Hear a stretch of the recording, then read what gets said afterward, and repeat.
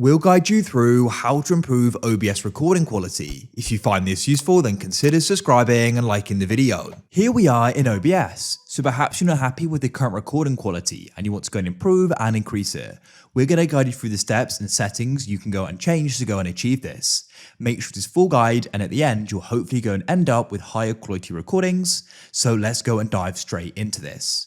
So to go and get started, you need to come into OBS and you want to head to the bottom right and you can go and find the option for settings and you can go and click there. They'll then go and open up. So you want to go over to the left and you can go and select the option for outputs.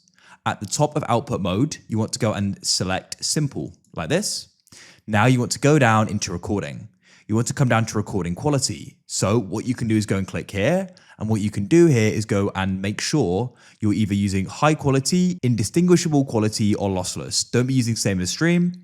So if you're high quality medium file size, I think is a good medium, because otherwise you will go and have a lot larger file sizes. Of course, if that isn't a problem, go and increase it as high as possible, but you will have large file sizes. So you can see what's going to work best for you, as of course you want to improve the quality, but you may still want to have manageable file sizes. So I think high quality is a good balance. But of course, go and increase it higher to go and get the higher quality. Then what you can do is go to the bottom right and you can go and press apply. What you can also do is change the encoder. If you've got the option to use hardware, use that. I have this because I have an NVIDIA card. Otherwise, use software X264. Or if your graphics card has an encoder, go and use it. Next, you want to go over to the left and you want to go and find the option for video. So at the top, you want to go and select base canvas to be as high as possible, and you can go and select the output scale resolution to be as high as possible as well. Now, if you have to go and make it to 1080p for whatever reason, you want to make sure the filter is set as high as possible. So if I were to use 1080p, I'd set it to the Lank ZOS. As you can see, that's the highest quality we can get there.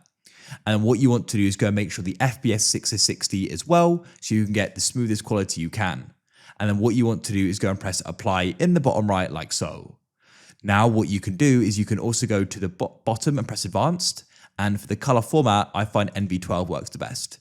And then what you can do at the top here is you can go and change the process priority, and you can go and set this to higher from normal to above normal or high. So it's prioritized over other applications, because what this can do is if OBS is being limited due to your system's resources, it may go and mess up the quality and cause lag. So you may want to go and increase that.